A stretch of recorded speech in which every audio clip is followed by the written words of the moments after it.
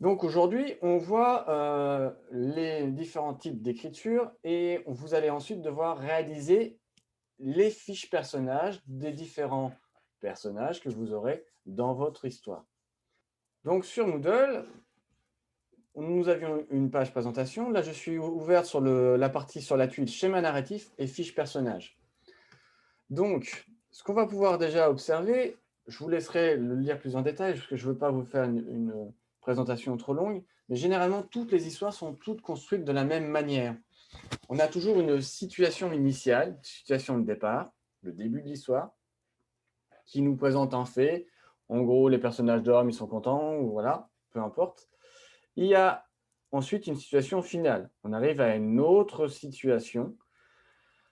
Pour arriver de cette première situation initiale à une situation finale, on a un ensemble d'éléments perturbateurs, entre autres. C'est-à-dire que d'abord, on a une situation finale, ils dorment. Il y en a un qui saute sur l'autre, c'est l'élément perturbateur. Nouvelle situation, ils se bagarrent. Et on va avoir un élément de résolution, c'est-à-dire qu'ils vont trouver une solution. Ils vont finalement ici se réconcilier pour arriver à la situation finale. C'est toujours le même schéma, toujours en 3 actes. D'abord, on a une première situation. Il y a quelque chose qui change, quelque chose qui oblige à créer du mouvement, en fait, des péripéties, une nouvelle situation. On n'y arrive jamais. Généralement, dans les histoires, on essaie toujours une fois, 2 fois. Et au final, on trouve la solution pour arriver à la situation finale. C'est le schéma d'écriture le plus classique de tous les contes, de toutes les histoires. Donc, si on prend une histoire basique, dans n'importe quel conte, on a toujours cette même situation. On a d'abord une situation initiale. Prenons les 3 petits cochons. Les 3 petits cochons vivent chez leurs parents, ils sont heureux. Et puis, on a un premier élément perturbateur. On leur dit, bah, maintenant, vous allez chacun vivre votre vie. Ils vont arriver donc dans une nouvelle situation où chacun va devoir trouver sa nouvelle maison. Donc, ils construisent chacune leur maison. Et là, on a une nouvelle péripétie avec l'arrivée du loup. Le loup qui détruit au fur et à mesure chacune des maisons, ce sont toutes les péripéties, jusqu'à arriver à un élément de résolution qui va être la maison de briques, qui va protéger les petits cochons avec l'aîné des petits cochons, je crois que c'est Naf Naf, qui finalement réussit à brûler le loup qui s'enfuit en courant. Finalement, situation finale. Voilà, c'est un exemple basique. C'est un schéma que vous pourrez appliquer sur quasiment toutes les histoires, assez simples, assez basiques. On a un autre schéma de construction aussi, qui est le schéma actantiel, mais qui finalement fonctionne de la même manière. Alors, je vais me zoomer un peu. Pardon. Le schéma actantiel, voilà, je me rapproche, il consiste toujours, en fait, euh, il va, s'appuyer en fait essentiellement sur des personnages. Mais au final, on a toujours une résolution en 3 actes. Le premier des personnages par lequel je vais commencer, c'est le sujet. C'est le personnage qui reçoit la quête, la mission. C'est en général le personnage principal. On a un personnage principal. Ici, on peut avoir les 3 petits cochons pour notre histoire d'origine. Ensuite, ces personnages-là vont avoir une quête, quelque chose à rechercher, quelque chose à faire, une voie d'amélioration. C'est-à-dire nos personnages étaient dans une situation initiale, puis un élément perturbateur, pour reprendre le schéma narratif basique, leur propose une quête. C'est l'objet ici. Dans notre histoire des 3 petits cochons, l'élément perturbateur qui va changer les situations initiales, c'est en fait les parents, par exemple, qui disent bah, maintenant, vous allez partir de chez vous, vous allez habiter, vous êtes grand, vous partez. Ces parents peuvent être, dans notre schéma, appelés les destinateurs. C'est le personnage qui donne une mission ou une quête au sujet. Donc, on a d'abord le sujet, le personnage principal, et ceux qui vont enclencher la quête, qui vont déclencher la nouvelle situation, en fait, et qui vont enclencher, du coup, l'objet. Dans notre schéma-là, on a aussi le destinataire, celui qui va bénéficier de la quête. Des fois, et le plus souvent, ce sont en fait les mêmes personnages. Ce sont les 3 petits cochons qui vont bénéficier de la quête. Ils vont avoir une vie sereine une fois qu'ils ont réussi à en fait remplir leur quête. C'est-à-dire qu'une fois qu'ils seront débarrassés du loup, les 3 petits cochons seront heureux.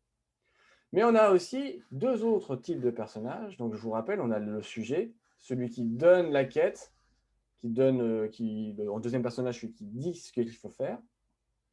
Le destinataire, éventuellement, celui qui va bénéficier de la quête. Et on a deux autres personnages, les aidants et les opposants. On a un opposant dans les trois petits cochons qui est évident, ça va être le loup, qui va du coup les empêcher de vivre sereinement chez eux, et qui veut les manger même. Et puis, on peut avoir des personnages qui viennent aider. Dans notre histoire, c'est un des trois petits cochons qui est l'aidant, qui est l'aîné, qui est le naf-naf, qui construit la maison de briques. Pour notre sujet, pour notre histoire, on va essayer de s'appuyer sur ce schéma actentiel. C'est-à-dire qu'on va d'abord décider ensemble d'un sujet, d'un personnage principal. Donc, je vais vous demander de me trouver un personnage principal, avec un point commun, c'est un jeune qui doit rechercher un métier. Ça, c'est son objet. La quête, elle est définie. Il doit trouver son métier. À vous de trouver qui va lui proposer, qu'est-ce qu'il va faire qu'il recherche un nouveau métier. Est-ce que c'est de lui-même? Est-ce que c'est ses parents qui le forcent? Est-ce que c'est le regard de ses copains ou de sa petite copine? Ça, c'est à vous de voir. À vous également de créer un personnage destinataire, celui qui va bénéficier de sa quête. Alors évidemment, ça peut être lui directement, le personnage principal. Ça peut être ses parents qui vont se dire « Enfin, il a un métier, je vais pouvoir le sortir de la maison ». Ça peut être sa copine qui va dire « Ah, c'est cool, maintenant il a de l'argent, je vais pouvoir l'exploiter et vivre chez lui ». Vous voyez? Donc, un premier personnage principal, un destinateur, pardon, celui qui va provoquer la quête, un destinataire, celui qui va en profiter. Et puis, surtout, on va avoir un personnage qui va venir nous aider et un personnage qui va venir nous embêter dans notre quête. Alors, je ne sais pas, par exemple, si vous décidez de faire un stage en tant que vendeuse dans un magasin, l'opposant, ça peut être le client qui est insupportable, qui ne vient pas nous aider. L'adjuvant, c'est peut-être la collègue super mignonne qui nous motive, qui nous donne envie de travailler, ou sinon le collègue super sympathique qui semble avoir tout réussi et on a envie d'être comme lui. À vous de définir ça. Donc, pour travailler ensemble, je vais réduire ça, pardon, voilà. Je vous invite à regarder plus en détail ces schémas-là et puis à observer cette première fiche personnage. En fait, je vais vous demander de pouvoir remplir chacun d'entre vous cette fiche personnage. Alors ici, il y a des infos pour vous aider à écrire un bon personnage. Et en fait, l'idée, c'est d'avoir une fiche personnage, peut-être pour le sujet, le personnage principal, peut-être pour le personnage aidant, peut-être pour le personnage opposant, peut-être pour le destinataire. À vous, en fait, d'écrire une histoire s'appuyant sur ces personnages actants, propres au schéma actif, et du coup, de nous faire des propositions pour qu'on puisse par la suite écrire un scénario en fonction de ces mêmes personnages-là. Donc, je vous invite à télécharger cette fiche-là, à essayer de la remplir. Vous avez encore ici les schémas narratifs, si vous voulez les voir en plus près, j'aurais sûrement dû m'appuyer sur cela, oui, ça aurait été bien plus pratique. Et puis surtout, quand nous allons être en présentiel, je vais vous proposer de créer un atelier d'écriture dans lequel il faudra remplir cette fiche personnage. Et pour ceux qui ne pourraient pas accéder à cette fiche personnage, je vais vous laisser en fait un devoir Moodle sur lequel vous allez pouvoir déposer vos fiches personnages. Mon objectif, c'est de recevoir pour le moment un maximum de fiches personnages pour que, arrivé début février, mi-février peut-être, je puisse définir les personnages et passer à l'étape suivante qui va être l'écriture, à proprement dit, du contexte, des lieux, pour qu'au final, on arrive à écrire notre scénario global. Voilà, je ne vous fais pas plus long, c'était bien assez long. J'espère que c'était relativement clair. L'essentiel, vous l'aurez compris, faites-moi des fiches personnages qu'on pourra exploiter pour pouvoir les animer et réaliser notre film d'animation. Bonne journée!